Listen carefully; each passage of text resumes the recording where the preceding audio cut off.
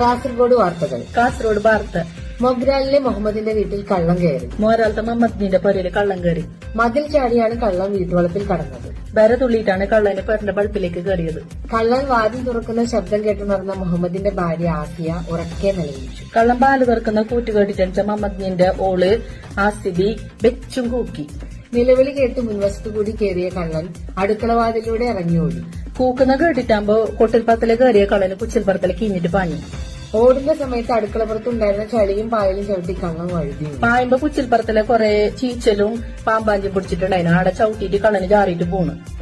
അനക്കം കെട്ടെത്തിയ അയൽക്കാർ കള്ളനെ പിടിച്ച് പോലീസിൽ ഏൽപ്പിച്ചു. അജനെ കേട്ടിട്ട് വന്ന നരക്കാർ കള്ളനെ പിടിച്ചിട്ട് പോലീസിന് കൊടുത്തു.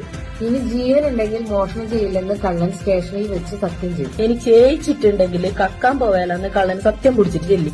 ചെർക്കളയിലെ അബ്ദുൽ ഖാദറിന്റെ മകൻ യൂസഫ് അന്തരിച്ചു. ചെറുക്കളത്തെ കായിച്ചാണ്ട് ഇസുബ് പോയി 80 വയസ്സായിരുന്നു. 80 വയസ്സായി. സുഖമില്ലാതെ കിടപ്പിലായിരുന്നു. കയ്യാത്ത കടത്തത്തിലായിട്ടുണ്ടായിരുന്നു. വാർത്ത കഴിഞ്ഞു.